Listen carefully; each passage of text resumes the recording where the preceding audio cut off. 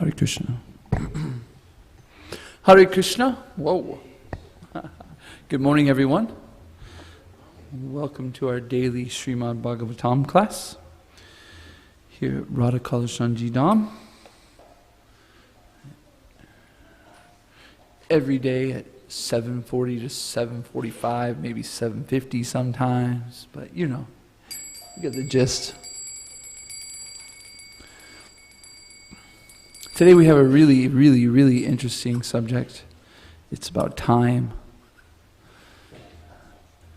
Time is something that confuses me sometimes, trying to understand this as a representative of Krishna.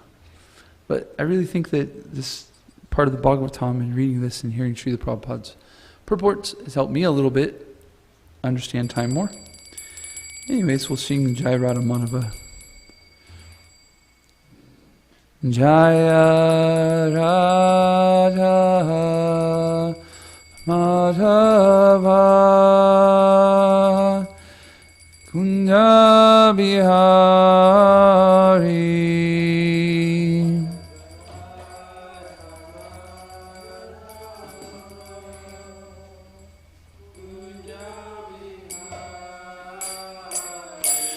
Jaya Radha Madhava Kunda Bihari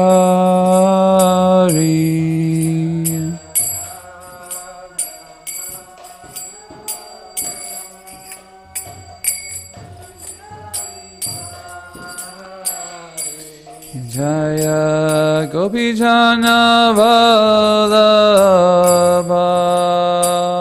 Girivaradari. Thank you.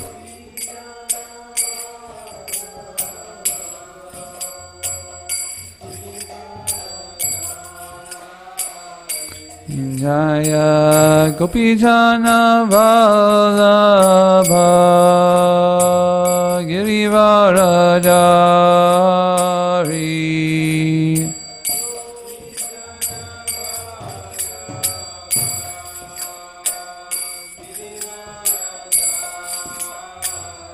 Yashodanandana Brajajana Ranjana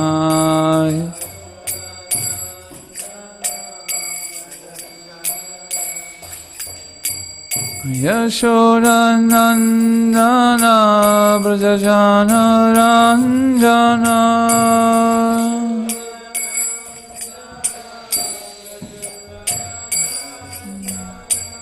Yamuna Tiravanachari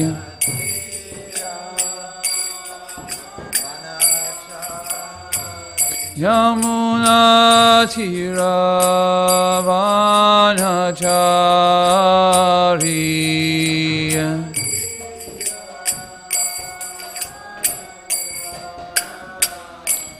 Jaya Radha Madhava Kunda Bihari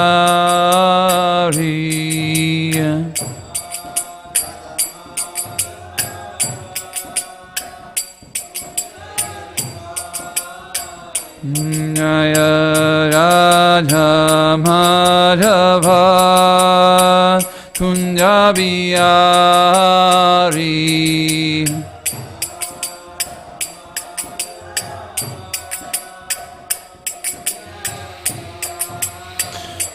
Jaya Gopijana Vallabha Girivaradari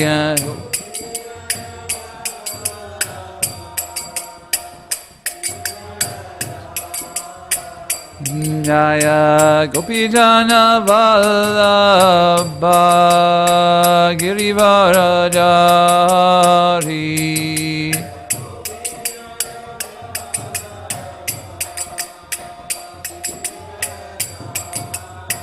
Yashodanandana Brajajana Ranjana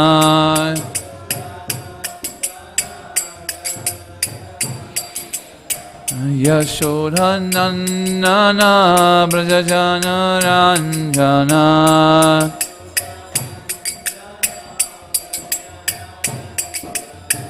Yamuna Tiravanachari Yamuna Tiravanachari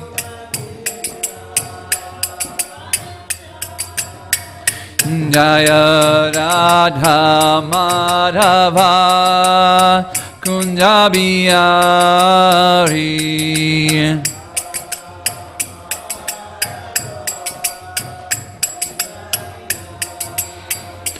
Hare Krishna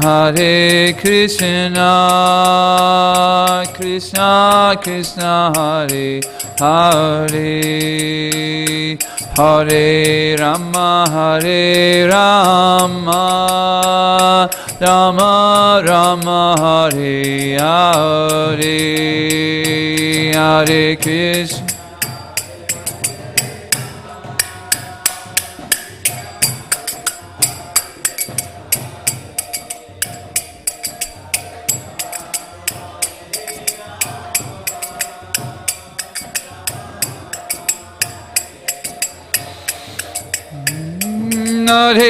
Krishna Hare Krishna Krishna Krishna Hare Hare Hare Rama Rama Rama Hare Hare Hare Krishna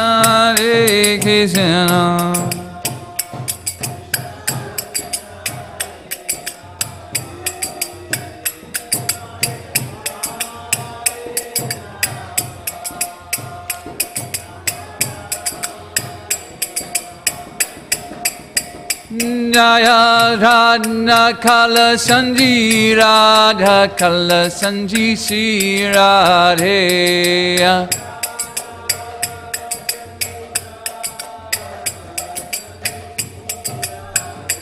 Jaya Radha Govinda Radha Govinda Sri Radhe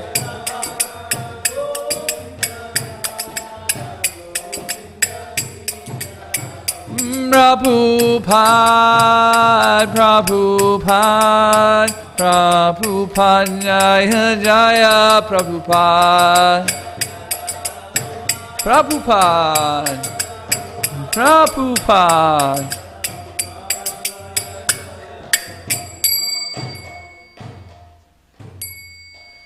Shri Radha Madhava ki jai, Shri Prabhupada ki jai. Om Namo Bhagavate Vasudevaya.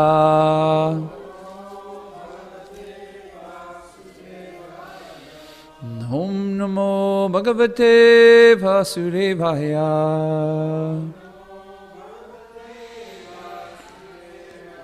Om Namo Bhagavate Vasudevaya.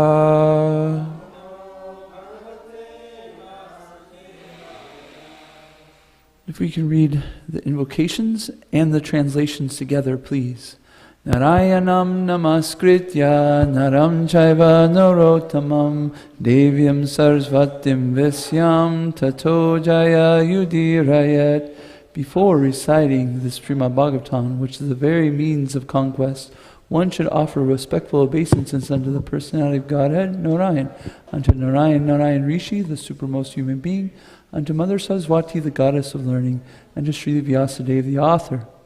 Nashta prayasa breshu nityam bhagavata sevaya bhagavati uttamasloke bhaktir bhavati naishtaki. By regular attendance in classes on the Bhagavatam and by rendering of service to the pure devotee, all that is troublesome to the heart is almost completely destroyed, and loving service unto the person of Godhead, who is praised with transcendental songs, is established as an irrevocable fact. Om Vigantimarandasya Ganandana Shalakaya Shakshuranmitihamrena Tasmai Shri Guruve Namaha. My spiritual master has opened my eyes with the torchlight. Darkness of ignorance. Your master has opened my eyes with the torchlight, and I offer my respectful obeisances unto him. And Drista is grabbing the wireless. Thank you, Drista. So we're reading from Srimad Bhagavatam, Canto 3, text or chapter 10, text 10 through 30. Focus verse will be 11, and the theme for today is what is time and how does it act in this world? There's a secondary theme we'll see through the translation is the stages of creation, but our main focus here is time and how it interacts with creation, this world. I was mentioning before, a lot of you weren't here, that for me, time becomes very confusing sometimes.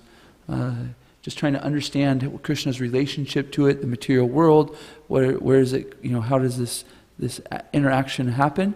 And this reading really helped clear some things up for me. So I'm hoping that maybe if you have some curiosity about time, that it will also do that for you. So let's start off with 3:10:10, and we'll read through the translations first, and then we'll come back to 11.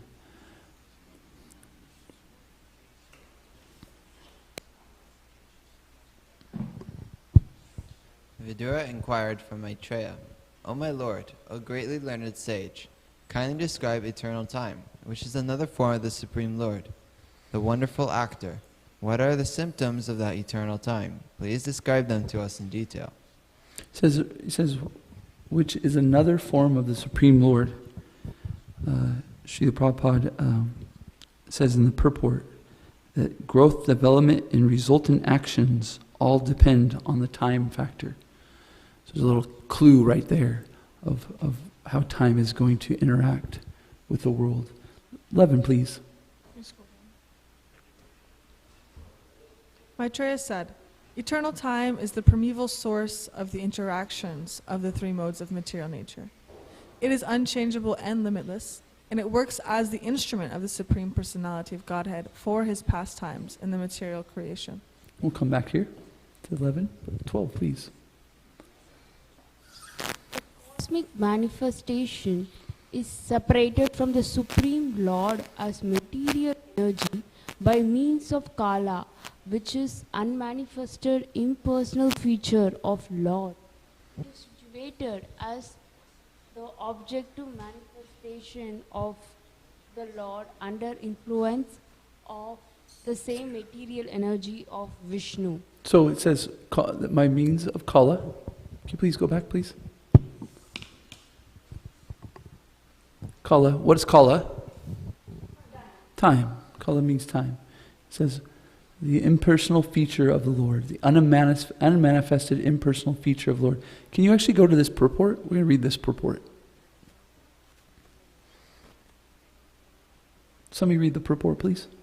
Can you guys can see this okay? As stated previously by Narada, before Vyasadev Bhagavad 1.5.20, Idam hi Vishvam Bhagavam Ivetaraha. This manifested world is the self-same personality of Godhead, but it appears to be something else beyond or besides the Lord. It appears so because it is being separated from the Lord by means of Kala. It is something like the tape-recorded voice of a person who is now separated from the voice. As the tape recording is situated on the tape, so the whole cosmic manifestation is situated on the material energy, and it appears separate by means of Kala.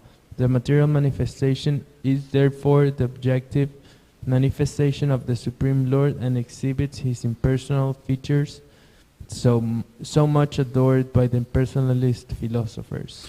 I really like this purport. I think it helps me to understand why my confusion of time comes into play sometimes. Because we can see in this world so many beautiful things and so much creation, so much movement, so many wonderful, magnificent things. And so it's sometimes, so we can see Krishna's energy, Krishna in that creation, in that beauty and stuff. But what is it saying here? It's saying that the separation between Krishna and his material energy is that time factor. So how does time have to, and he says it's like a tape recorder. I thought this was a really cool analogy of the tape recorder, because if you've ever had somebody who's close to you, and you may have an experience with this, that sometimes people will have voicemails of people who have passed, and they'll play it and listen to it because it helps bring up, the remembrance of that person. So similarly, but it's not that person. That person is past. So similarly, we can see Krishna in the in the material world, but he's there, but he's not quite there. So it gets kind of like, whoa, what is that? What does that mean? But Srila Prabhupada uses this wonderful analogy to kind of understand that we're getting this taste of Krishna. We're getting this remembrance of Krishna. We're getting he's just right there, but not quite there. Okay, if we go to 13, please. This cosmic manifestation is as it is now. It was the same in the past, and it will continue in the same way in the future. So Srila Prabhupada talks about a systematic schedule. So we can see that it's really quite amazing that for the next 10 years, we know exactly when the moon is going to rise and when the sun's going to rise and when they're going to fall, right? Matter of fact, today it's really cool that we're talking about time, right? Because Krishna's wearing black today. Why is he wearing black? It's August. Which is the new moon? Is that what it is? Yes, a new moon. So the pujaris know for the next 10 years, basically, when they'll be dressing Krishna in black. And it's because of systematic scheduling of the material world. And so similarly, the manifestation of the whole entire universe is on a systematic, and it will be wound up systematically. Please go ahead. You gonna join us for Bhagavatam class, buddy? Okay. 14. There are 9 different kinds of creations beside the one which naturally occurs due to the interactions of the modes. There are 3 kinds of annihilations due to eternal time, the material elements and the quality of one's work. Can you go to the purport and look at the last sentence of this paragraph? I thought this was a really interesting. Here's the 3 kinds of annihilations. If you ever wondered, what is annihilation? Here we go. The 3 kinds of annihilations are: 1, due to the scheduled time of the annihilation of the entire universe. We just kind of spoke about that. 2, due to the fire which emanates from the mouth of Nanda. 3, due to the one's qualitative actions and reactions. So we got karma right there, right? Annihilation due to somebody's birth and their death. I'm not sure about the fire of Ananta. I would like to know more about this. Prabhupada Priya, would you like to expand on the annihilation? I mean, I don't want to spend too much time on it, but if you think you can kind of just give a few sentences, what do you think? I read this, I was like, whoa. Jose gets me. Like, what? Fire emanates from Ananta's mouth. It's described in the 11th canto, the different kinds of annihilation. And so Ananta Shesh, he's like 1,000-headed serpent that holds up the universe, but at the time of annihilation, then he comes out, and with all of his, hoods, he's like breathing fire, and he scorches everything, and the whole universe gets burnt to ashes. And then after that, there's a flood, and we need a movie of this. We need a movie of Ananta annihilating everything. $1 trillion production. When I heard about this, I was thinking about kind of Krishna's universal form and him blowing out fire. I mean, I know it's not the same thing, but it just kind of reminded me of Krishna's Virat Roop. Okay, 15 through 17. Let's go. 15? Of the 9 creations, the first one is the creation of the Mahatattva, or the sum total of the material ingredients, wherein the modes interact due to the presence of the Supreme Lord. In the second, the false ego is generated, in which the material ingredients, material knowledge, and material activities arise.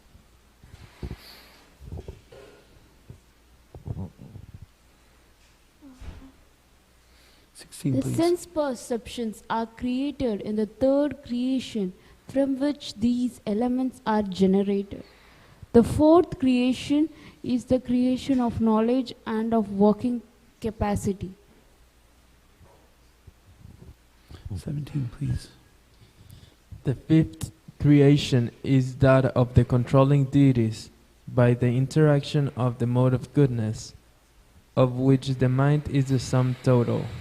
The sixth creation is the ignorant darkness of the living entity by which the master acts as a fool. I'm not going to really expand on these. If you're really interested in expansion of these, you can read Canto 3, Chapter 5, text 23 through 38. We went through these before, and they can really expand on these different creations. Go ahead, please. We're at 18, I believe now. Yeah, 18. All the above are natural creations by the external energy of the Lord. Now hear from me about the creations by Brahma, who is an incarnation of the mode of passion, and who in the matter of creation has a brain like that of the personality of Godhead. Wow. 4 of them. The seventh creation is that of the immovable entities, which are of 6 kinds: the fruit trees without flowers, the trees and plants which exist until the fruit is ripe, creepers, pipe plants, creepers which have no support, and trees with flowers and fruits.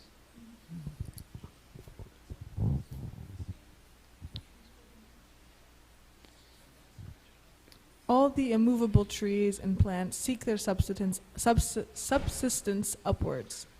They are almost unconscious but have feelings of pain within. They are manifested in variegatedness. The eighth creation is that of the lower species of life, and they are of different varieties, numbering 28.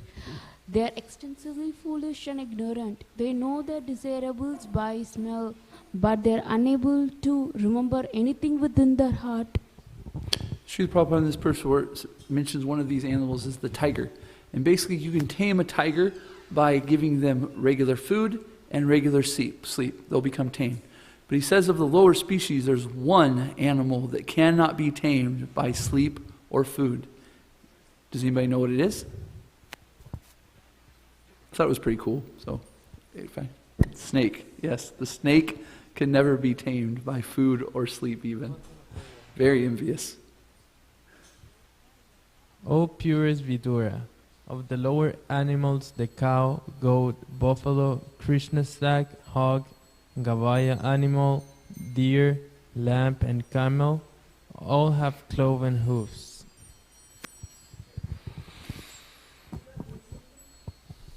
Say that again? Can you use the mic? I can't quite hear you. I'm sorry. What is the significance of the cloven hooves? The horse? The cloven horse? The cloven hooves? hooves. It's explaining the advancement of the animal. So this is the stages of creation. So we're going from the lowest animals, or the lowest trees, thing that, yeah. Yes. I was going to save this, but the basically, what theory are we talking about right now, to a certain degree? Darwin's theory, right? He's talking about the evolution of animals. However, the Vedas are explaining that no, you've got it misunderstood. That the bodies, the material bodies, have always been existing. Not that we evolved in these, but the soul evolution through these different bodies is coming. So this would be the pathway we are taking to evolving to the human form of life, from trees to hooven animals to these. Is that I'm correct in this, right? Prabhupada Priya, what'd you say? Yeah. You say sounds good? I don't know. Sounds good, something like that. Okay, go ahead. 23. The horse, mule, ass, gora, shabara bison, and wild cow all have only one hoof. Now you may hear from me about the animals who have 5 nails.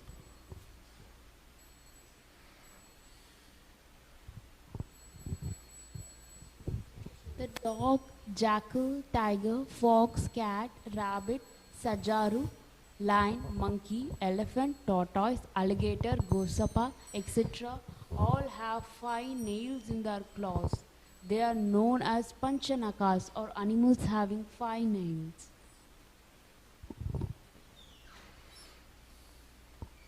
The heron, vulture, crane, hawk, basa, baluka, peacock, swan, sarasa, chakravaka, crow, owl, and others are the birds. The creation of the human beings who are of one of species only, and who stock their eatables in their belly, is the 9th in the rotation. In the human race, the mode of passion is very prominent. Humans are always busy in the midst of miserable life, but they think themselves happy in all respects. So we have this intelligence in the human life form, but if we're using it for material comforts, they just actually cause us misery. Why? Because we get some comfort and we want more, and this temporary satisfaction causes us distress, actually. Go ahead, please. O good Vidura, these last 3 creations and the creation of the demigods, the 10th creation, are the Vaikrita creations, which are different from the previously described Prakrita creations, natural creations. The appearance of the Kumaras is both. The creation of the demigods is of 8 varieties. 1. The demigods. 2. The forefathers. 3. The asuras or demons. 4. The Gandharvas and apsaras or angels. 5. The yakshas and rakshasas. 6. The siddhas, charanas and vigyandaras. 7. The bhutas, pretas and pishachas. And 8. The superhuman beings, celestial singers, etc. All are created by Brahma, the creator of the universe. I was just thinking about, I was kind of mentioning the evolution of the soul within the different material bodies. And I could be wrong on this, so I'm going to put a little asterisk. I could be wrong because I know the cow, if you have a cow body, you're guaranteed to have enough life. But it seems to me like this is the progression to a good general degree. Yeah. There's 3 animals that guarantee a human life after the next one: a tiger, a cow, and monkey. There we go. Yeah. Yeah, that's right. Just giving you categories. Okay. Now I shall describe the descendants. Go ahead, please. Yes, sorry, I'm sorry. I shall describe the descendants of the Manus, the creator Brahma, as the incarnation of passion mode or personality of Godhead, creates universal affairs with unfailing desires in every millennium by force of Lord's energy. Okay, thank you. Let's go to 11, and this is our focus verse of the day. And this one will really focus on time.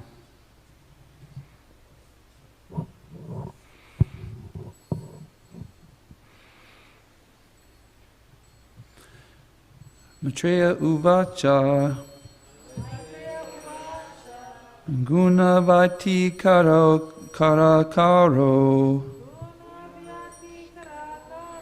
gunavayati karakaro nirvasesho pratastititaha Nirvasesho pratistya itaha Purushasthadupadananam Purushasthadupadananam Natmanam lila asharajat. Ashrajat. Atmana lila asrajat.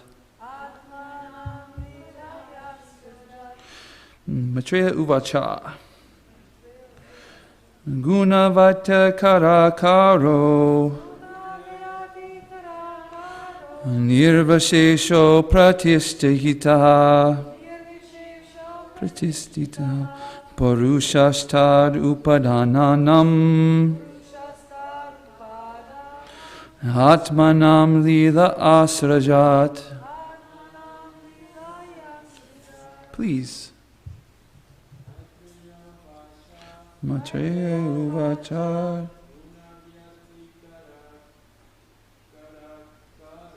Gunavayata karakaro. Nirvashesha pratisitata. Purushasthadupadananam. Atmana lila asrajat. Anybody else? One more. Maitreya Uvacha. Gunavayate karakoro. Nirvashesho pratistita. Parushasthadupadananam.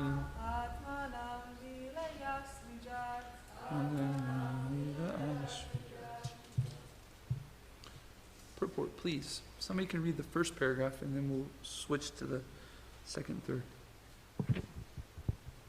The impersonal time factor is the background of the material manifestation of supreme or as the instrument of Supreme Lord. It is the ingredient of assistance offered to the material nature. No one knows where time began and where it ends, and it is time only which can keep a record of creation, maintenance, destruction, and destruction of the material manifestation. This time factor is the material cause of creation and is therefore self-expansion of the personality of Godhead. Time is considered the impersonal feature of Lord. The time factor is also explained by modern men in various ways. Some accept it as it is explained in Srimad Bhagavatam. For example, in Hebrew literature, time is accepted in same spirit as a representation of God. It is stated therein, God who at sundry times and in diverse manners spake in past unto the fathers by the prophets. Metaphysically, time is distinguished as absolute and real. Absolute time is continuous and is unaffected by speed or slowness of material things. Time is astronomically and mathematically calculated in relation to speed, change and life of a particular object. Factually, however, time has nothing to do with the relativity of things. Rather, everything is shaped and calculated in terms of facility offered by time. Time is the basic measurement of activity of our senses in which we calculate the past, present and future. But in factual calculation, time has no beginning and no end. Chanakya Pandita says that even a slight fraction of time cannot be purchased with millions of dollars, and therefore even a small time lost without profit must be calculated as greatest loss in life. Time is not subject to any form of psychology, nor are the moments objective realities in themselves, but they are dependent on particular experiences. Therefore, Srila Jiva Goswami concludes that time factor is intermixed with activities, actions and reactions of external energy of God. The external energy of material nature works under the superintendence of time factor as the Lord himself, and is why material nature appears to have produced so many things, beautiful, wonderful things in cosmic manifestation. Bhagavad Gita confirms the conclusion as follows. Madhyat prakriti suyate sa characharam Bhutenanena kaunteya jagat vipari vari vartetate. Thank you. So in the first paragraph here, Srila Prabhupada is explaining how time being eternal is an energy of Krishna. Matter of fact, Krishna says in the Bhagavad Gita, time I am, the destroyers of worlds, right? So we can understand that as Krishna as eternal, and time as eternal, and ourself as eternal also. Krishna says in the Bhagavad Gita, right? Never was there a time that I did not exist, nor you, nor any of these kings will cease to be. So we can understand that this eternal nature of Krishna is there. So therefore it must, we can see that part of the Sat Chit Ananda, right? Sat being eternal. So we can see that in Krishna's energy, right? Also we have the verse that we're learning in Bhakti Shastri right now, right? 220, right? For the soul, there's neither birth nor death at any time. He has not come into being, will not come into being, and does not come into being. We're laughing because yes, it is. The song's definitely going. The soul is unborn, unmanifest. What is the word? Ever existing, primeval. Is not slain when the body is slain. Right. I'm laughing because Prabhupada Priya, I read in your. So we're doing Bhakti Shastri at Krishna House, and so we're learning verses. And I remember reading in the introduction or the booklet, it said, wear your verse with you all the time and use it as much as possible. Then it becomes like part of you, So I'm kind of laughing because I actually got to use it. And it's very practical, you know what I mean? It's just like, Krishna, never was there a time when I didn't exist, but, okay. So,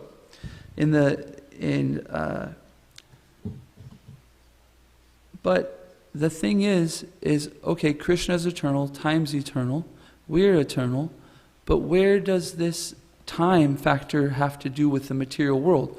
Why is there not, we understand that time is not in the spiritual world, but of the material world. And that becomes because there's a need to record in the material world. But what's that need to record? Srila Prabhupada says, right here he says, the time factor is a material cause of creation and therefore self-expanding. No one knows where time began and where it ends.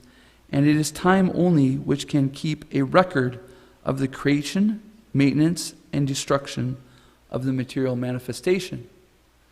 So time is partially here so that we can record, right? But why do we need to record? Because we have this desire to have some gain. We want to extract enjoyment from the material nature, right? So to do that, we must understand, okay, where am I? Where do I want to go? What am I working toward? What's my goal? What are these goals of material satisfaction? But also we have a past now too, right? Because those things are going to degrade and leave us also, right? So I can see that I've lost things before and I'm working to gain things. And so I'm measuring my life in this way of loss and gain, loss and gain, loss and gain. And therefore the time is necessary for this sense enjoyment to calculate. How are we doing? You might have a goal. I'm going to make $100,000 this next year, but that's not necessary in the material world or in the spiritual world, right? All your necessities are there in the spiritual world. There's no need to have this understanding of gain, except for that, how am I gaining more service for Krishna? But that's simply only gain. There's no loss in this endeavor, right? There's never a time where in the spiritual world we're thinking that we've lost something, right? We're simply focused on how do we serve Krishna more, how do we develop a relationship more with Krishna, and keep on, working towards that point. So in the second paragraph, I mentioned this before, but time I am, the Great Destroyer, which is misquoted by Oppenheimer. By the way, if that movie just came out, and people are like, Bhagavad Gita's in there and stuff, but he misquotes it. He says, time... Yes, now I've become death, or something. He uses a different translation. Can you look it up? Maybe what the Bhagavad Gita quote is by Oppenheimer?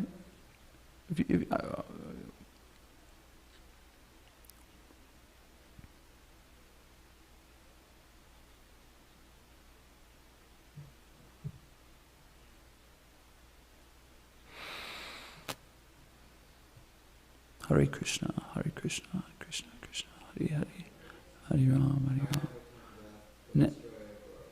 Now I have become death, destroyer of worlds. It's not so close to Srila Prabhupada's translation. But I guess you could kind of get there. But Srila Prabhupada in the second paragraph is explaining that Chanakya Pandit is mentioning that how valuable time is. That even with $1 million, we cannot buy even a second or a moment before. And so to the devotee, this is really interesting because our time becomes, how are we using it in our service for Krishna?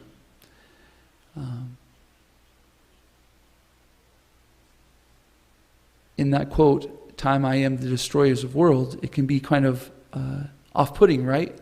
Oh my gosh, Krishna the destroyer.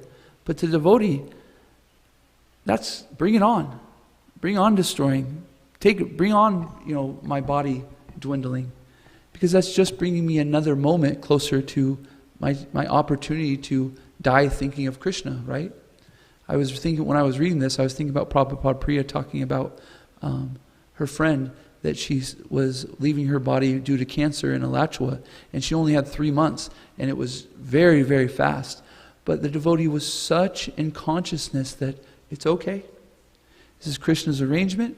This is my opportunity. I'm going to be fully dedicated to my Krishna consciousness, and I'm going to, go back to Krishna.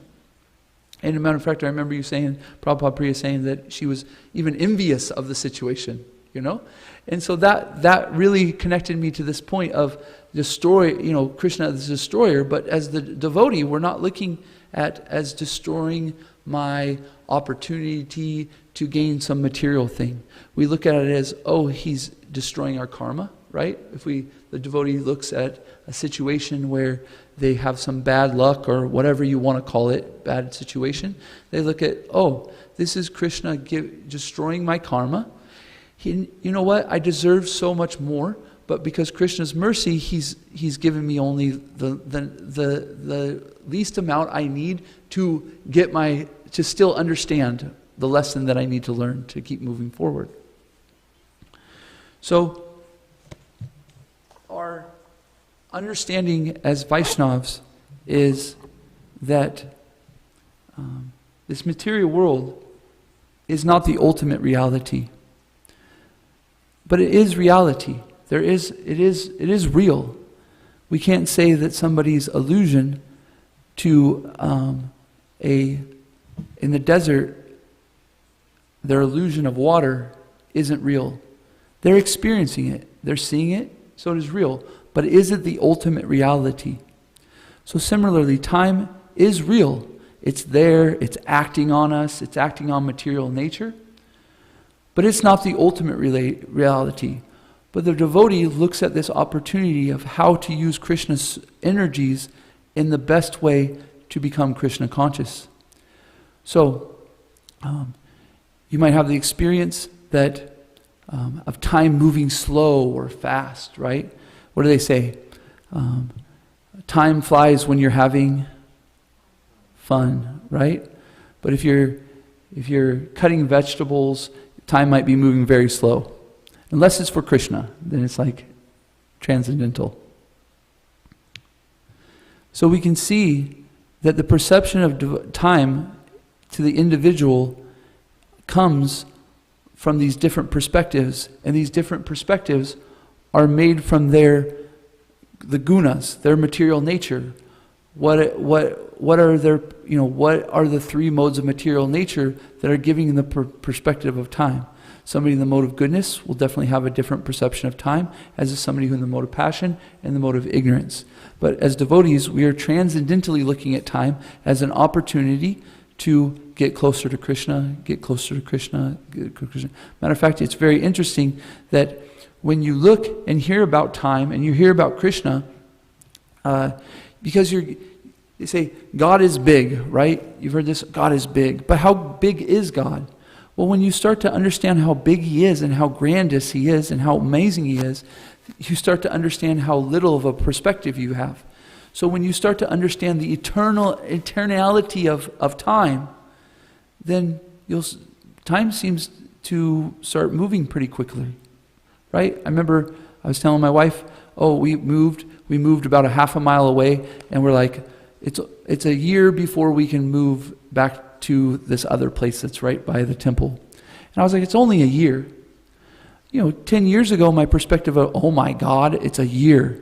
But when you start to hear about Krishna and his magnificent, it's like, it's only a year. It's only 5 years. I'm doing Bhakti Shastri and it's 2 years. Oh my gosh, 2 years? 2 years will be up like that. Similarly, we hear about the Brahma creating the universe, and Krishna's giving Brahma the power, and not only is Brahma creating the whole entire universe with all the planetary systems, there's innumerable Brahmas. So we might be very puffed up at some point in our lives where we think we're pretty big, but we start hearing about this whole universe is created by Krishna, who's given power to Brahma to create it, and then there's unlimited Brahmas. Then you're like, whoa, how small am I? I must be so minute. So similarly, this perspective that the Acharyas, Srila Prabhupada and Bhagavatam are giving us an understanding of how grandiose Krishna is, and then automatically some humility will come because of our understanding of how eternal we are or how small we are. So we have just a few minutes. I apologize, I went a little bit longer than I wanted to. Is there any questions, comments, thoughts?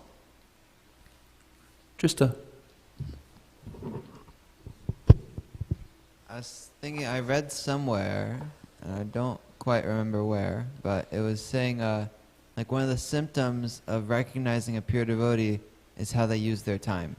And that a pure devotee never wastes even like a second, not in the service of Krishna. And I'm kind of wondering, maybe you can speak more on that. And also, just from Srila Prabhupada's example, it's like he almost never like took a break per se. Yeah. And yeah. Well, it says Krishna is time, right? This is Krishna's time, and so we're using time for Krishna's service. But what I was really thinking is that in the Nectar of Instruction, Srila Prabhupada explains that the Vaishnav, the devotee of the Lord, is very liberal. Sometimes we have this perspective of devotees are so conservative, they don't do this, they don't do that, they don't, oh my gosh, they have rules and regulations. But Srila Prabhupada explains in the Nectar of Instruction that the devotee is very liberal. Why? Because the devotee sees everything as that thing what they can use in Krishna service. As devotees, when we take our initiation, there's only 4 things we really say, I cannot use these in Krishna service.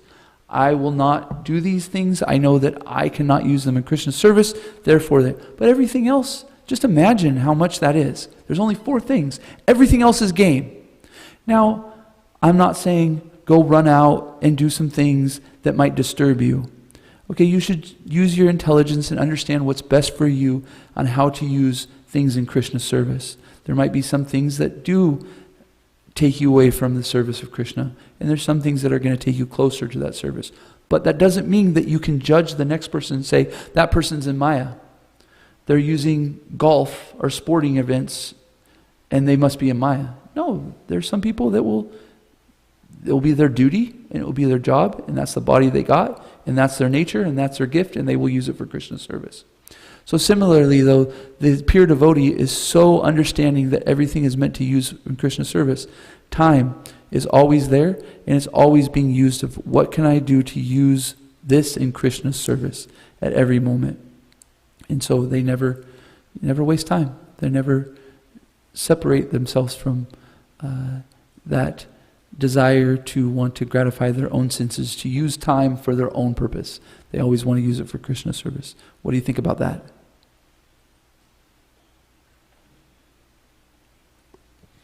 Yeah, it makes sense. I guess maybe just a small, if you're able to share just practically how some of us who are not pure devotees, where we can use golf in Krishna's service very easily, how we can practically avoid wasting time. Yeah, okay, first we have our sadhana, right? So we have those activities which we can like really grab onto and go, if I do this, I'm pretty dang safe, right? If I'm chanting Hare Krishna on my beads, I'm pretty safe that I'm not going to be doing something that's going to take for Krishna. Now, I would suggest trying to be attentive while you chant those rounds. If I'm sitting in the temple doing kirtan, that's a pretty safe activity. But outside of this, when we're engaging in the world, we're understanding our nature through the instructions of our spiritual master, and how to use it in Krishna's service. So they give us a vow when we take initiation, chant 16 rounds and follow 4 regular principles. And if you do this, you will start to understand more and more about yourself, more about what what kind of body you have, what its nature, and how to use it in Krishna's service. So the Guru's mercy is these 16 rounds and 4 regular principles, and everything builds on that. Builds on that. Oh, I'm starting to understand a little bit more about myself, or my body, or my nature. And then eventually it gets to the point where you know more about yourself as the spirit soul in your relationship with Krishna. So it takes intelligence, and that's the thing that's wonderful about Krishna consciousness is that it's scientific, right? So we're trying things. I think I might like to draw. Okay, when I draw, it does make me Krishna consciousness. When I draw like this, though, and I draw these things, it doesn't make it. So then we use our intelligence, and that thing that purifies the intelligence is our chanting 16 rounds attentively. This purifies our intelligence to go through the day, to start to recognize those things. This thing I'm doing, and it's not helping my Krishna consciousness. This thing, it is. And therefore, through the nice chanting of Hare Krishna, we start to gravitate more to those things that are attracting us to Krishna, and we start pushing these things away. Is that okay? One more question? Any more thoughts, questions, comments, concerns? No? Okay. Thank you very much.